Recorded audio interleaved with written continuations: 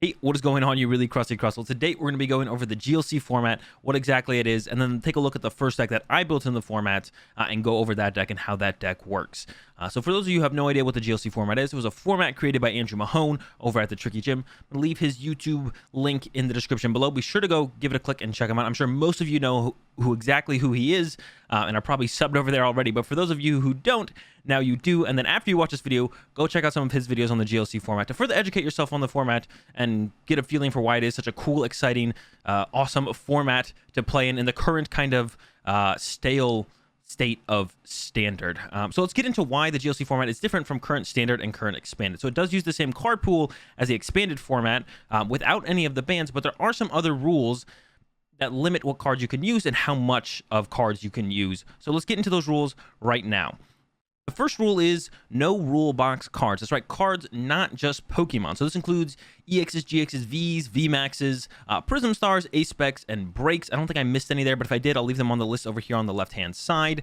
So no rule box cards at all can be played when you're making a deck for the GLC format. The second rule is your deck must be built around a single type of Pokemon. So if you want to play Blastoise for some reason or whatever, maybe you just want to pick your favorite Pokemon to start with to build a deck around, you can only play that type. Your favorite Pokemon is Zapdos, you can only use Lightning Pokemon in your deck. You're not allowed to use any other types of Pokemon. You have to build your deck around a single type. And then the third rule is your deck must be constructed in a singleton fashion. And what singleton means is you can't play multiple of a card with the same name, even if the cards are different. So if you're playing a fire deck and you have a Charizard in there, you can't play another Charizard, even if the Charizard is a different Charizard. Charizard is Charizard, and you can only play one of it. And that includes trainer cards and special energy as well. But you can play as many basic energy as you want. Otherwise, it'd be really hard to make Pokemon decks. So it's not true singleton, I guess, but as close as you can get for Pokemon. The other thing I'll mention, I guess, real fast is that special energy aren't limited to the type that you're playing. So if you're playing a fire deck, you can play capture energy, even though it is a colorless energy type. You can play capture energy in any deck that you would want. It's only Pokemon that are limited to having to play the type that you have for Pokemon. Pokemon's the only thing that you're limited to as having to play that type. All right, so those are the rules. So let's go ahead and take a look at the first deck that I built in this format and go over that. So here's the first deck that I created in the GLC format. And I know there's a whole ton going on the screen, a lot of different cards. So I'm going to go ahead and break it down for you guys so you can get a better idea of what's going on with this deck specifically, and also get you a better idea of what it's like to build a deck in the GLC format and how creative you guys can be and kind of have to be to create a good deck in this format. Okay, so let's start with the main attackers in the deck, which is the Giratina and the Blacephalon. Of course, we attack with Giratina quite a bit more than the Blacephalon, but we attack with the Blacephalon pretty much more than anything else in the deck. Sometimes we attack with some of the other attackers, but it doesn't come up very often. So Giratina, the main attacker, 130 HP, basic Pokemon, it has a Distortion Door. I'm sure some of you have been playing for a little while, so you don't need me to explain it to you, but for those of you who have no idea what Giratina does, the ability Distortion Door, once in your turn, if this Pokemon is in your discard pile, you may put it onto your bench. If you do, put 1 damage counter on 2 of your opponent's bench Pokemon. So it can constantly come back and be our attacker turn after turn. If our opponent doesn't knock it out, we can attack with it again. If our opponent does knock it out, we can bring it back, reload up the energy cost of Psychic Colorless for the Shadow Impact that does 130, and then 40, and then we put 4 damage counters on one of our Pokemon, which doesn't ever really come up too much. Of course, if you play up against something like a spread deck, this could be pretty detrimental, but there's not that many spread decks in the format, so it's not that big of a deal to put 4 damage counters on our bench support Pokemon that help us continuously get the Giratina out every single turn. And then, of course, we do have the Blacephalon, which we usually only utilize once per game, but sometimes we do use it twice, whether we want to like clean up something on the bench in the late game, or we kind of open up with the Blacephalon or can't find Giratina, can only find Blacephalon. We'll go in with an early Fireworks Bomb and then hopefully be able to recover it for a later Fireworks Bomb when our opponent has those 3 prize cards, because then we can put 12 damage counters on our opponent in any way we like. And sometimes, even when our opponent gets to that 3 prize turn, we don't actually even use Blacephalon, because we'd rather just have the higher HP of the Giratina and the higher damage. It is only 10 more damage, but the higher HP can be a big difference sometimes. It would make it a little bit harder for our opponent to take knockouts. So sometimes we don't use Blacephalon at all in games, and we only use Giratina throughout the whole game. It just kind of depends on what our opponent can attack with, what they are attacking with, and so on. But usually Blacephalon does make an appearance. So that is the attackers in the deck. So let's go over how we get these things set up and constantly flowing, especially the Giratina. How can we attack with it turn after turn when we can only play 1 Malamar in our deck? And the answer to that question is the support Pokemon in the deck. Like I mentioned, there is a 1/1 Malamar in here. Of course, it is singleton, so we can only play one. We'd love to play more, but you can't do that. Otherwise, this wouldn't be the GLC format. And alongside the Malamar, at least for Energy Excel or, extra energy in play, we have the Gothitelle and the Gardevoir. The Musharna is in the deck just for some kind of extra draw support. It's really easy to get out. It's just a stage 1. It doesn't have a ridiculous amount of draw power in it with the Forewarn. Only being able to look at the top 2 cards of your deck. You pick one and the other one gets put back on top, but that little bit of extra draw power makes a huge difference. So I definitely recommend, if you guys are running a Psychic deck, to include the Musharna. I think draw support in this format is huge, especially when it's on a stage 1 compared to a stage 2. Being able to get out early and aggressively helps your decks flow so much better, and keeps everything consistent, and being able to, consistently set up what you need to set up to, get those knockouts, get your attackers set up and going. So definitely recommend, if you're playing a Psychic deck in general, rock the Musharna, or if you're playing any other type, get some kind of draw support in there. Ideally a stage 1, but sometimes you have to settle for a stage 2, or the stage 2s are that much better for the draw support. But love the Musharna in here. It's been great. So let's talk about the other support Pokemon here. The Malamar, of course, is the Psychic Recharge. Once during our turn, we can take a Psychic Energy from our discard pile and put it on one of our bench Pokemon. So that's obviously a great inclusion to help us consistently set up the Giratina. And now the other two are a little bit different. So we've got the Psychic Mirage from the Gardevoir, which has each basic Psychic Energy attached to your Psychic Pokemon, provides 2 Psychic Energy. You can't apply more than one Psychic Mirage ability at a time. Of course, we only play the one, and its attack isn't great with the Mind Shock for 60, isn't affected by weakness or resistance, so really not a great attack, but it's really just in here for the Psychic Mirage. And then we have the Gothitelle over here that has Teleport Room. Once during your turn before you attack, you may discard any stadium card in play. If you do, put a stadium card with a different name from your discard pile into play. So we don't need Gothitelle and Gardevoir set up. And the way the Gothitelle works, I guess I'll get into that first. The way the Gothitelle works is we play Dimension Valley, which reduces the cost of our attacks by a colorless on our Psychic Pokemon. So when we find Dimension Valley, we can get that into play, and then if our opponent bumps that stadium, we can use Teleport Room to put the Dimension Valley back into play and kind of repeat that process if they keep bumping it with a stadium.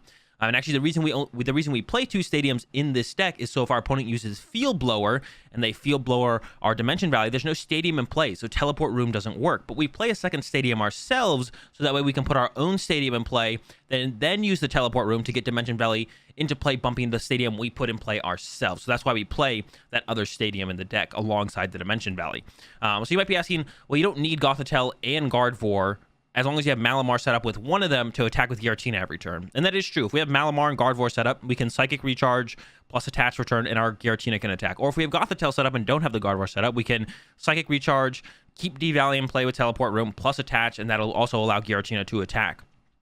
But this is a singleton format, which means we can only play 1/1/1 Gothitelle or 1/1/1 Gardevoir, which means prize cards get involved. Just finding the Pokemon can be tough. So playing 2 Pokemon that kind of do the same thing, theoretically, really increases the consistency of the deck to allow us to continuously attack turn after turn with our Giratina. Sometimes we can set up both, which is great, but sometimes we prize Kirlia and Ralts, but we have the Gothitelle line in the deck, so we can set up Gothitelle, or sometimes we prize the Gothitelle, but we have the Gardevoir line in the deck. Of course, we do play a Gladion here to help us look at our prize cards and pull specific cards out of our prize cards when we need them, and I think playing something like Town Map or Gladion in pretty much every deck in this format is basically a necessity, because when you're playing a singleton format, there's so many things that can be so important and on coming up turns or on current turns where you want access to those one-ofs. When you're prizing 6 one-ofs every single game, because it is singleton format, besides basic energy, of course, when you potentially are prizing 6 one-ofs every single game, knowing when you can have access to them through Town Map, or simply getting the card you need right now with Gladion can be a huge deal. So we play Gladion in this build because it does just that for us. It helps us fight if we prize our Giratina or part of our Malamar line. Those are super important cards for us to have access to, so we play the Gladion here to get them as soon as possible, where if you're playing a little bit more aggressive of a deck that has more options turn to turn, as playing something like Town Map can be a little bit better. But in a deck like this, I like the Gladion. So yeah, that's the support Pokemon. That's why we play the Gothitelle. That's why we play it alongside the Gardevoir. That's how the Gothitelle works with the D-Valley. Of course, Malamar, just constant psychic energy is always great, and Musharna's in there for a little bit of extra draw support.